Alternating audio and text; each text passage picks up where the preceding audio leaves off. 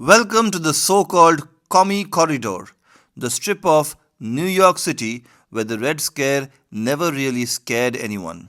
Yes, New York City, the financial capital of the United States of America, the biggest capitalist economy in the world. New York City has a strip of area called the Commie Corridor. This is an area where progressive politics isn't just popular, it's practically the local religion. But how did this part of America's biggest city become a hotbed for socialists, activists, and revolutionaries? From the anti war protests of the 1960s to the rise of Alexandria Ocasio Cortez today? Let's take a walk down the Commie Corridor and find out how history, culture, and politics collided to shape one of the most ideologically left leaning places in the United States of America. The term Commie Corridor is a tongue in cheek nickname. It is not an official map location.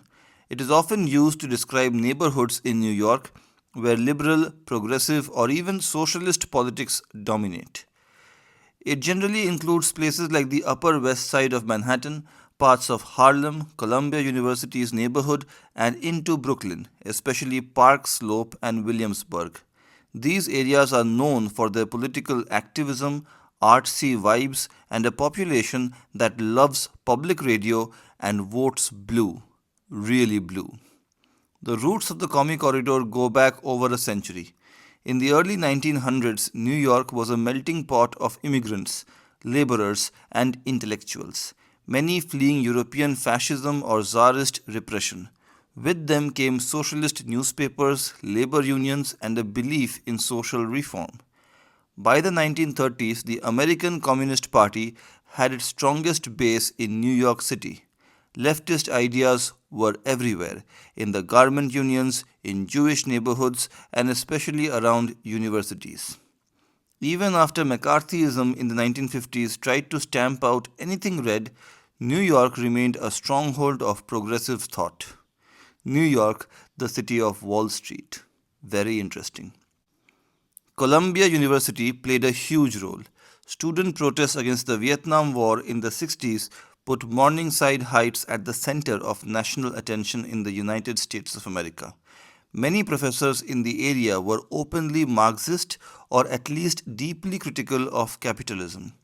And let's not forget the artists, poets, playwrights, and musicians who found a home in Greenwich Village or Park Slope where anti establishment ideas were part of the culture. Today, the legacy lives on. Alexandria Ocasio Cortez, a democratic socialist, represents a district that includes parts of the Bronx and Queens. Bernie Sanders, a Brooklyn native, energized millions with a platform that would have once been dismissed in the USA as fringe.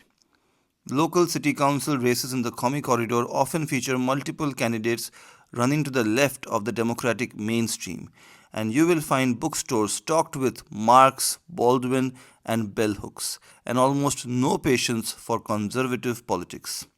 Of course, calling it the Commie Corridor is a bit of a joke. No one is actually planning a proletarian revolution over vegan brunch in Park Slope, but the name sticks because it captures something real, a deep, historic, and proud tradition of challenging the status quo. So next time someone tells you New York is liberal, just point them to the Commie Corridor, where liberal is just the starting point.